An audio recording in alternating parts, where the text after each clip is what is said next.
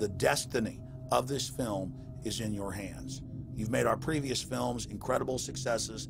I'm counting on you now. So again, Infowars.com to get the DVD or call toll-free 888-253-3139 or see them all in incredible high quality at prisonplanet.tv. The ball is in your court. PrisonPlanet.tv is a better tool than ever in the info war. Over 6 years of my radio and TV shows, all my films in super high quality, my book, Paul Watson's book, all there, 15 cents a day. Your support of PrisonPlanet.tv empowers the resistance to unlock minds worldwide. In all of the British dependencies, these organizations, the front groups, were called the Royal Institute for International Affairs. In the United States, they chose a different name.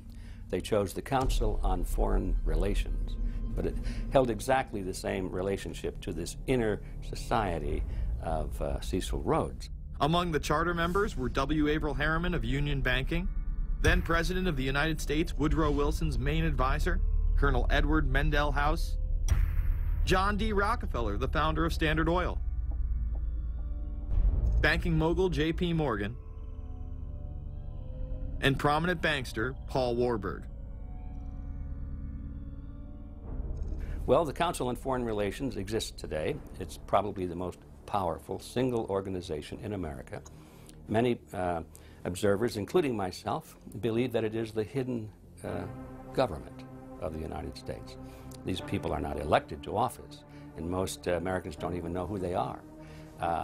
But they are holding all of the important positions in society. There are only about 4,000 of them in the United States, but I don't care what organization you want to look at, whether it's government, or whether it's universities, or the large media centers, or whatever it is. You look at the people at the tops of those organizations, the owners, the managers, the CEOs, the board of directors, and I'm going to say probably 80 to 90% of the great power centers of America are dominated by just those 4,000 people who are members of the Council on Foreign Relations. Throughout its history, it would contain extremely influential and powerful individuals in finance, business, media, and politics. Former presidents of the United States include Richard Nixon, Gerald Ford, Jimmy Carter, and William Jefferson Clinton. Currently, Barack Obama claims not to be a member, but has spoken in front of the Council and has had his writings published in the Council's magazine, Foreign Affairs. It's been reported that you and your wife are in the globalist CFR, which is a Council on Foreign Relations. I'd like to know if that is true. Well, first of all, I'm not the Council on Foreign Relations. I don't know if I'm a official member. I've spoken there before. It basically is just a forum where a bunch of people talk about foreign policy, and so there's nothing.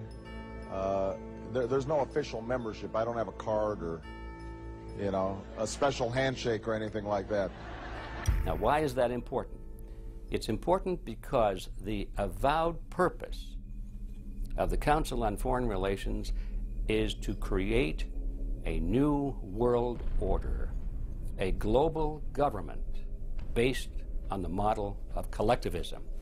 And that includes the elimination of the United States as a sovereign nation. That's why it's important. The people running this country are determined to destroy it. The Council was heavily criticized during the 1980s for being an organization hell-bent on destroying national sovereignty in favor of a world government. So many of its members hid their association with the organization. Dick Cheney had this to say in response to a question by David Rockefeller, who became the CFR's youngest director in 1949 and was chairman of the board from 1970 to 1985. He remains an honorary chairman to this day. It's good to be back at the Council on Foreign Relations. As Pete mentioned, I've been a member for a long time and was actually a director for some period of time. I never mentioned that when I was campaigning for re-election back home in Wyoming. Now, you are the president of the Council on Foreign Relations, all right? Yes, sir. You guys toy with countries of the world like toys, don't you? You're like the Illuminati, you're the Masons, you control everything, don't you? That's the rap on you guys. What's so interesting now, though, is who's on the chessboard. It's the toys, if you will, are a lot more than states. Notice that Mr. Haas does not deny that the CFR has massive control over the geopolitical arena, and instead tries to focus on the separate entities outside of nation-states. Current Secretary of State Hillary Clinton also reveals the importance of the CFR here. But it's good to have an outpost of the council right here down the street from the State Department. We get a lot of advice from the council, so this will mean I won't have as far to go to be told what we should be doing and how we should think about the future. You have these private groups that are run and created by the elite, by the ultra-rich, wealthy families that have been manipulating global markets from behind the scenes for generations. They create these private groups that then feed information to the government, to senators, to congressmen, their recommendations, their policy papers, what they think should happen. And it's fascinating because if you actually read what it is that they're doing, the recommendations that they make, they're very able to get them put in place. Discussions that are going on in these private groups are really talks that should be going on in Senate committees and in the halls of Congress, but they're happening with these ultra-elite groups that are then pushing their propaganda into the political mainstream, and then it's becoming enacted, it's becoming put into law. Still not convinced the CFR is promoting a new world order? Listen to what Leslie Gelb had to say upon leaving the New York Times to chair the organization as its president in 1993. I loved it. Doing a column is a great job. I'm going to an equally great but different job, and in a way a job that caps everything I've been doing in my life, in government and academia and in journalism.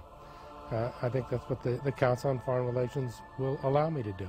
Well, you know, for example, you had me and 3 or 4 other folks on this show a few months ago to talk about the New World Order, right? Exactly. Right? Bob and I talk about it, you, exactly. Right. I talk about it all the time. New World Order wants a global system where one small central authority of individuals can then dictate a policy that's going to be distributed down to the rest of the world, everywhere, in the smallest little town in the middle of nowhere in some remote country. I now think it's safe to say that the Council is extremely influential on the world stage and openly promote global governance. The Council and the globalists were able to take this agenda to the next level following World War II. The United Nations was born out of the ashes of this conflict. Unlike the League of Nations, the United States not only joined this organization, they championed it. First book I wrote was The Fearful Master, a second look at the United Nations. It was written at a time when it was not popular to be critical of the UN. I mean, the United Nations was viewed by almost everybody as our last best hope for peace. It was a means, we were told, to bring humanity together and put an end to war and live in peace and harmony and promote trade and all of these good things. I wish it were any of those things, but it's not. The original charter for the United Nations was drafted in San Francisco in 1945, and the United States became a permanent member of the Security Council, along with France, the United Kingdom, the Soviet Union, and the Republic of China. The process by which other nations' belief systems could be used to erode and eviscerate our Constitution and Bill of Rights had taken a giant leap forward. The United Nations is one of the most well-known sort of globalization attempts. Its primary goal is to streamline all the governments of the world, to create a global council and to unify all the rules and all the regulations for the world. So it's essentially the precursor and an engine of this new world order. The United Nations is made up of all of the countries of the world, most of which are dictatorships of one kind or another. And you don't take a bunch of dictatorships and put them into a bag and shake it up and come out with a freedom-loving governmental unit. You come out with a global dictatorship. This was the public face of global governance. However, many other organizations have been birthed since. Even more suspect is a private group called the Trilateral Commission. David Rockefeller and Henry Kissinger are among its some 300 influential members. The Trilateral Commission, rich and powerful business and political leaders from Japan, Europe, and North America. The New York-based policy group was formed in 1973 by Chase Manhattan Bank Chairman David Rockefeller. In addition to Rockefeller, there are many other noted American members. Among them, economist Alan Greenspan, former Defense Secretary Harold Brown. George Bush was once a member, but resigned last year before his unsuccessful presidential campaign. Back then, it wasn't politically wise to be aligned with what his party's right wing considered a shadow world government. The United Nations would take over America. The Trilateral Commission would control the world. Just look at its membership, they say. Current and former members include Presidents Clinton, Bush, and Carter. Names like Brzezinski, Christopher, Kissinger, and Schultz. And top executives of ITT, Xerox, Exxon, and Nations Bank. Although this group with only 300 members seems to be at the apex of the power structure, there is yet another group formed in 1954 that is even smaller in number and has a greater influence on world events. Meet the Bilderberg Group. This elite group meet annually around the globe. There is a core group of members who have attended every year for decades, such as David Rockefeller, Henry Kissinger, and Queen Beatrix of the Netherlands. These members invite others who are politically and socially relevant at the time. Each year, around 140 people are in attendance. Real quick, I'd ask Hillary this question. In June of 2004, you attended a meeting in Italy called the Bilderberg Group. I just want to know what you were doing out there, what that was all about. If she lied to me and told me she didn't go, I figured you might tell me the truth. All I did was go. They had a Republican and a Democrat. Republican was... I gave like a 20-minute talk on the presidential election. And did it have anything to do with being John Kerry's running mate? Did they talk about that at all? No, because I wasn't his running mate. Okay.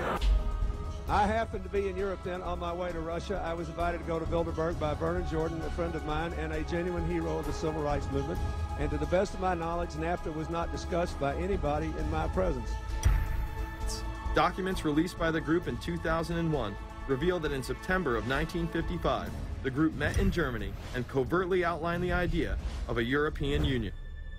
Section E, European Unity, discusses the general support for European integration and unification, and the idea to unify Germany once again with the rest of Europe under a common marketplace. Belgian Viscount and current Bilderberg chairman Etienne Davignon told the EU Observer in 2009 that the next Bilderberg meeting could improve understanding on future action in the same way it helped create the euro in the 1990s. This illustrates the patience, vision, and reach of this organization. It was able to promote and establish both the European Union and a European currency over the course of just under 40 years, incrementally. One of the things that the elitists discussed back at the turn of the century when they were talking about how do you convert the United States into a collectivist system was the fact that you can't do it quickly. You have to let people get used to it incrementally, because any major change would be rejected. The 1957 Conference of Rome, where the Common Market Treaty, providing for free trade in all products, was at last signed. 6 nations, France, Germany, Italy, Belgium, Holland, and Luxembourg, agreed to remove all mutual barriers to trade within 12 to 15 years, the embryo of a political union which they proclaimed to be their ultimate objective.